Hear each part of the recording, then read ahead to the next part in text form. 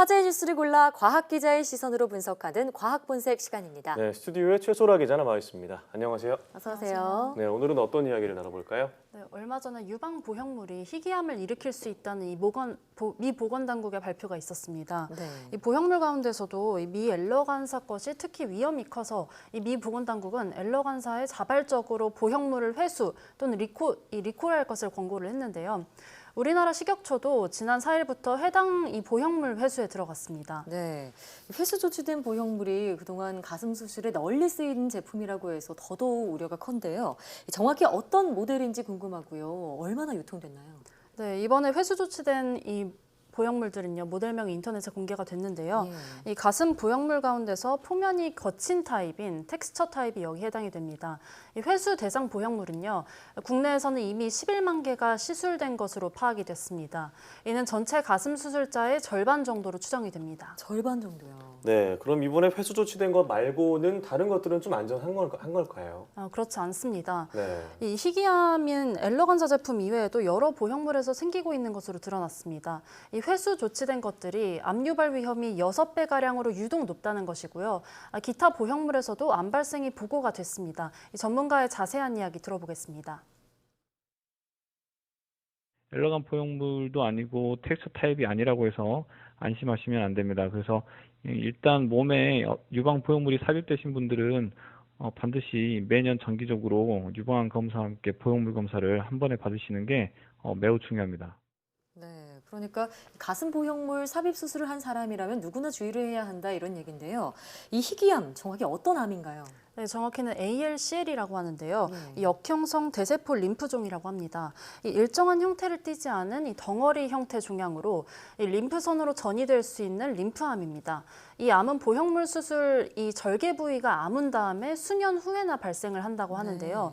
만약 암을 빨리 발견한다면 이 보형물을 제거해서 비교적 수월하게 치료를 할 수 있습니다. 네. 하지만 암이 온몸에 전이가 되면은 이 화학 치료나 방사선 치료 등 항암 치료를 받아야 합니다. 네, 아무래도 빨리 발견하는 것이 가장 중요하겠는데 네. 자가 진단을 할 수도 있는 건가요? 결론적으로 말씀드리면 완벽한 자가 진단은 어렵습니다.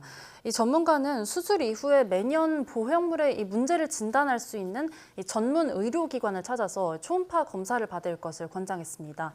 검사 후에 이상 소견이 나오면은 그때 세포 검사를 하는 건데요.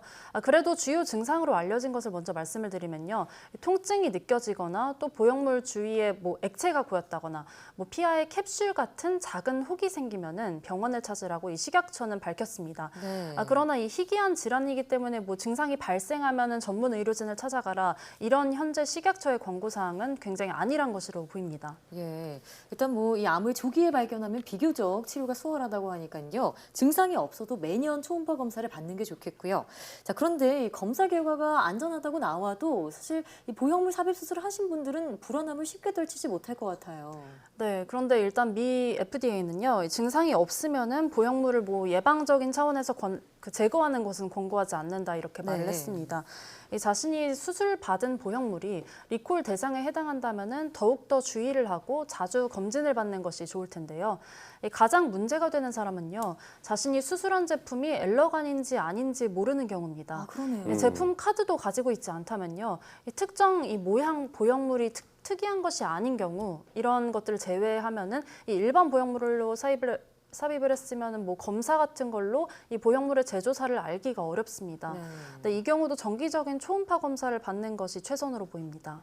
네, 뭐 가슴 수술은 뭐 점점 보편적인 수술이 되어가고 있잖아요. 네. 그리고 2015년부터는 유방 재건 시에 보험이 돼서 유방암 환자들이 많이 하고 있는데 네. 그럼 앞으로 수술 예정인 사람들은 어떻게 되는 건가요?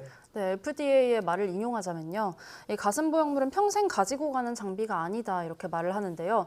이 보형물이 오래될수록 제거해야 할 확률도 높아진다는 겁니다. 재수술을 해야 할 수 있다는 것을 분명히 인지를 한 다음에 수술을 하는 것이 중요하겠고요. 또 나아가서는 이 정부와 식약처가 이 국내 엘러간 보형물을 삽입한 환자를 전수조사해야 될 것으로 보이고요.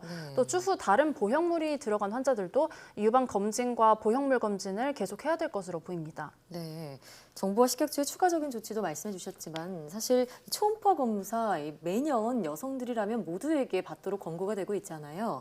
이 초음파 검사를 정기적으로 받는 게 가장 확실하게 안전을 챙길 수 있는 방법일 것 같고요.